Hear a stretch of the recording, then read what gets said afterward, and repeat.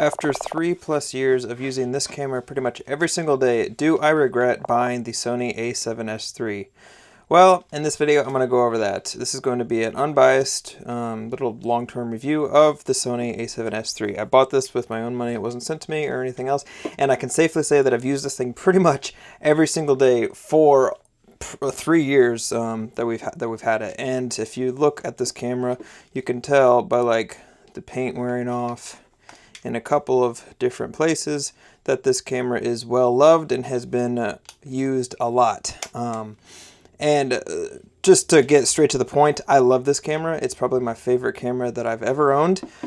And it performs flawlessly every single time I need it. I know that it's going to always work.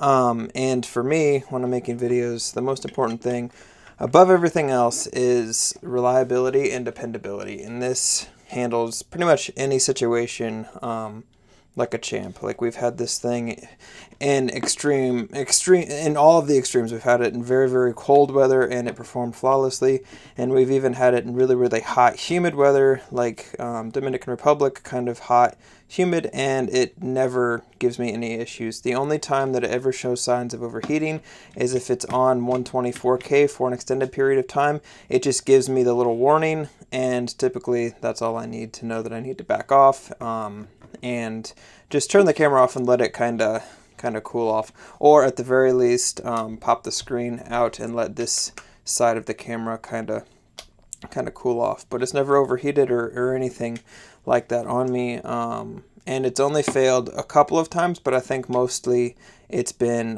it hasn't been the camera, it's been the other gear that I've used with the camera. Just to get straight into talking about the couple of times that did fail, I did have a couple of times where I would be shooting and the camera would just all of a sudden just reset while I was shooting. It would stop the recording and it wouldn't be able to save the data. Come to find out, it was the SD cards that I was actually using. I was using the cheapest pro grade cards that you could get, and I used them for literally every day for like a year and a half. And after formatting and shooting them hundreds of times, they just eventually became corrupted. That's a totally normal thing. Since then, I'm using the Sony Tough cards, and I have yet to have any issues with those. They are really, really expensive, and I don't really notice much of a speed boost or anything that they claim. But for me, I don't care about any of that. The only thing I really care about is dependability and reliability, and for that, they're fantastic.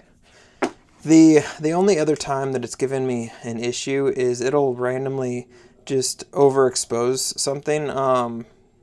Like I'll be getting ready to shoot and I'll look down and it's just way overexposed. Now that could be my fault. I could be accidentally adjusting the ISO aperture or whatever to make it overexposed, and I just didn't realize it. But that's only happened like twice in the 3 years of me owning it, so I'm not going to chalk that up to the camera giving me issues. I'm just going to chalk that up to being user error and my own fault.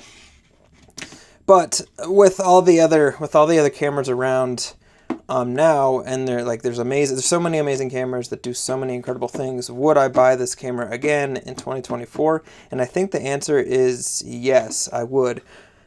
Now, I know I can get like the Sony FX30 or the Sony FX3 or even their creator line, where the bodies are built a little cheaper, but the internals are mostly Sony A7S3s.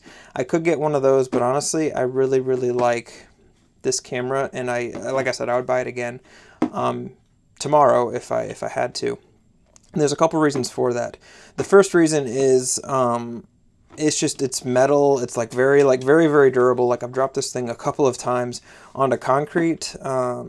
Sad enough to say, actually, the first time that I bought it, I was attaching this base plate, and the Allen wrench just slipped out of my hand, and this camera went crashing onto the concrete and slid underneath a couch, and the camera was totally fine. That was like within 2 minutes of me having the camera out of the box. And yeah, it was totally fine. It didn't even really get scuffed up. These paint chips and stuff are literally from my fingers rubbing the paint off. And then the other time, we actually had this 12-24 right here on the Sony camera, and it took a nosedive, And the 12 to 20, or the 12 to 24, the 70 to 200 is completely totaled, and we're going through Sony's insurance and all that stuff to get it fixed. But the camera itself was totally fine. Took the fall like a champ, and it still worked. So because of that, the build quality, it's like a tank, and it's incredibly robust.